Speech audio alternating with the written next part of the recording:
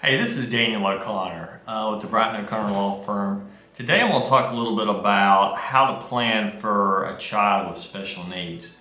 If you have a special needs child or someone with special needs that you take care of, you've probably worried about the care for this special person if you weren't able to care for them any longer. And there are a range of special needs, and I understand that, ranging from individuals who are completely dependent for their personal needs every day, to people who maybe have not as restrictive special needs and possibly they receive some type of government benefit for some kind of developmental issue or special need of that sort. And there's probably, in planning for what would happen if something happened to you, there are two things that you especially want to think about.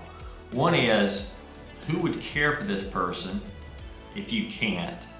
Essentially, who would be their guardian, or who would look after them if they don't need a guardian?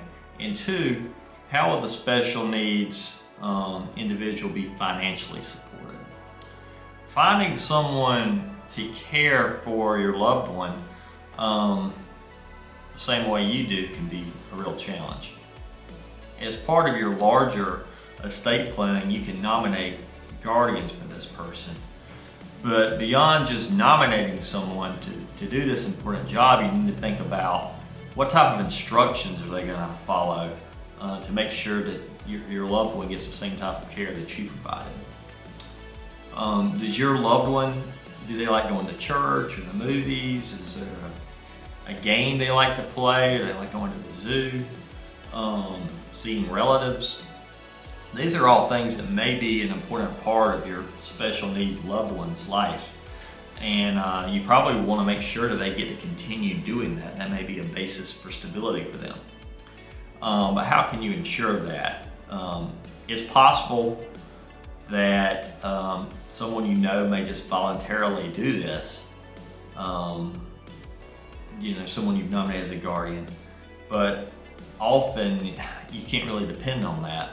One method that I suggest is nominating or including in your estate planning documents or a special needs trust that we'll talk about a little bit more. Maybe include incentives for the person you've nominated as guardian to do these activities, like possibly a stipend for bringing your loved one to a family reunion or taking them to church every week or something like that. That may not be the most romantic idea that someone's getting paid to do this, but it's probably most important that your special needs loved one gets to do the same things that you did with them. So whatever it takes is, I think, probably what you want to do. As for financial care of a loved one, it's usually important to establish a special needs trust.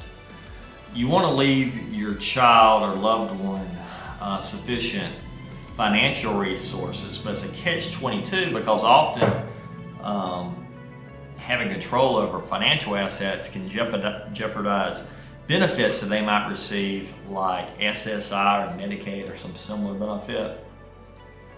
A way around this is a special needs trust, and it's actually recognized in the law. And we're in Georgia, and Georgia law, there are certain requirements for a special needs trust, but Georgia specifically allows a trust if it meets those conditions. So if you're interested in special needs trust planning, I'm a Georgia lawyer that can set these up, and I'd be happy to work with you on it. You can actually do it as part of your own estate planning, where the trust doesn't go into effect until after you die if you're taking care of this person now.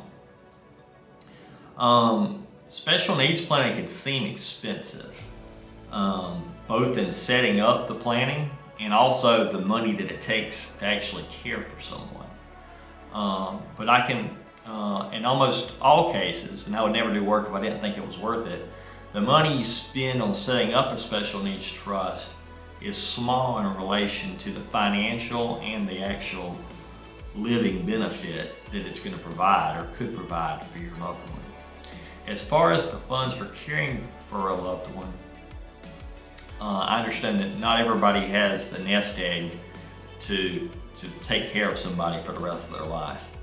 And that may be something that you work with a financial planner in coordination with someone like me as your estate planning attorney. But one suggestion I have, particularly if you're young and can get life insurance economically, is to get a life insurance policy and name the beneficiary as a special needs trust.